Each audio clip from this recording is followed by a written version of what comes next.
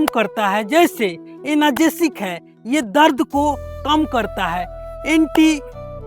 Antibacterial है, तो ये जैसे आदमी के स्किन में कई जगह फोड़ा फुंसी होने लगते हैं, स्किन की बीमारियां होने लगती है, तो उसमें भी ये कारगर है। आपको सबसे पहले मैं इसके बारे में सावधानी बताऊंगा, क्योंकि इसमें लेटेक्स जो इसका दूध होता है बहुत ही विषैला है, तो आपको बहुत ही सावधानी रखने की जरूरत है। अगर इसके पत्ते आप तोड़ते हैं और जो दूध है, इसका दूध अगर आंखों में पड़ गया तो ये खतरनाक हो सकता है कि आंखें खराब हो जाएगी। तो ये दूध को देख सकते हैं, इसके दूध को आप देख सकते हैं, सफ़ेद कलर का है, ये लेटेक्स है और ये दूधिया इसको बोला जाता है। इसका दूध कई दवाइयों में, आयुर्वेद में काम भी आता है, तो आप इसका उपयोग बहुत सावधानी से करिए। अगर आँख में पड़ भी जाता है तो इसको एक देहाती यानी गांवड़ी नुस्खा है कि आप बाजरे ले लीजिए, 10 बाजरे को मुंह में चुभलाइए, उसको खाना नहीं है, चुभलाना है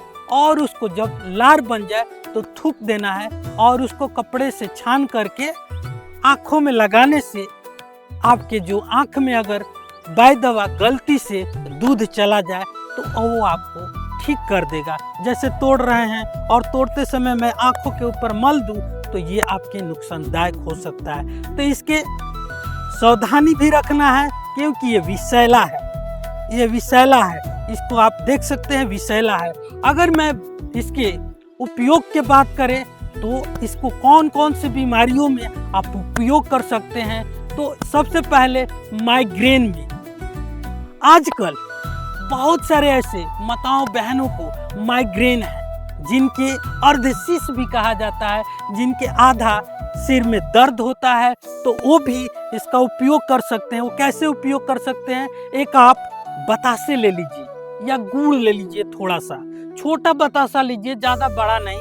उसमें जैसे तोड़िए तो तोड़ने के बाद सिर्फ 2 बूंद, इसके 2 बूंद ऐसे करके, बतासे में लिया नहीं हूँ, लिया होता तो आपको दिखा, 2 बूंद आपको सुबह सुबह सूर्योदय से पहले 2 बूंद आपको इसके दूध डालना है बतासे के ऊपर। इसके बाद निगल जाना है। निगलने के बाद आपको अगर 3 दिन में ही इसका फर्क मालूम पड़ जाएगा। अगर नहीं मालूम पड़ता है तो सोचिए कि कोई और कारण हो सकता है, बीपी हो सकता है या कोई और कारण से आपके माइग्रेन है। अगर माइग्रेन है तो 3 दिन में ही आपको फर्क मालूम पड़ जाएगा। ये 7 दिन तक आपको इसका प्रयोग करना है बतासे के साथ।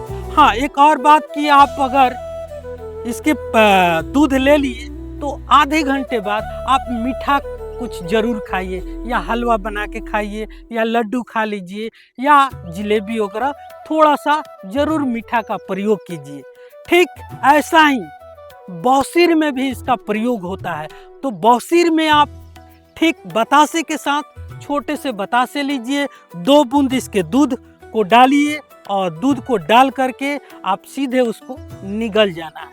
तो आपको ये सावधानी भी रखना है और आपको निगल जाना है। निगलने के बाद 21 दिन तक बौसीर के लिए लेना है। बौसीर बिल्कुल ठीक हो जाएगा।